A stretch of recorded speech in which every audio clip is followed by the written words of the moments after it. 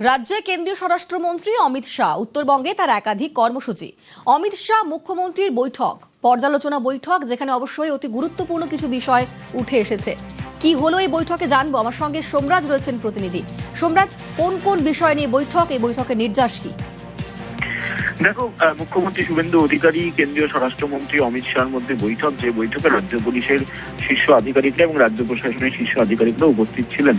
কেন্দ্রীয় স্বরাষ্ট্রমন্ত্রী অমিত শাহ ইতিমধ্যে গোটা বৈঠকের নির্যাস নিয়ে সোশ্যাল সাইটে পোস্ট করেছেন এবং তিনি সেখানে বলছেন যে রাজ্যের মাদক মুক্তি অভিযান আরো জোরদার করা হচ্ছে, যা নিঃসন্দেহে গুরুত্বপূর্ণ। যে রাজ্যে মাদক মুক্তি অভিযান আরো জোরদার করা হচ্ছে এবং এই বিষয় নিয়ে বিস্তারিতভাবে আলোচনা হয়েছে বলে সোশ্যাল সাইটে পোস্ট করিয়ে জানিয়েছেন কেন্দ্রীয় স্বরাষ্ট্রমন্ত্রী। পাশাপাশি রাজ্যের নিরাপত্তা, আইন শৃঙ্খলা এবং জনকল্যাণমূলক কর্মসূচির অগ্রগতি নিয়েও বিস্তারিতভাবে আলোচনা হয়েছে।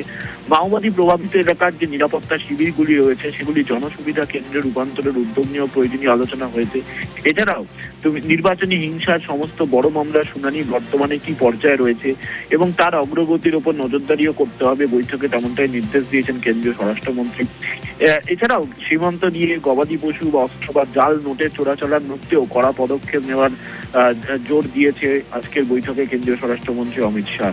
অর্থাৎ সার্বিকভাবে রাজ্যের আইন শৃঙ্খলা থেকে শুরু করে সীমান্ত দিয়ে জাল নোটের চোরাচালান আটকানো এবং রাজ্যের মাদক মুক্তি অভিযান আরো জোরদার করতে প্রয়োজনীয় নির্দেশ কেন্দ্রীয় স্বরাষ্ট্রমন্ত্রী অমিত শাহ আজকের বৈঠকে দিয়েছেন।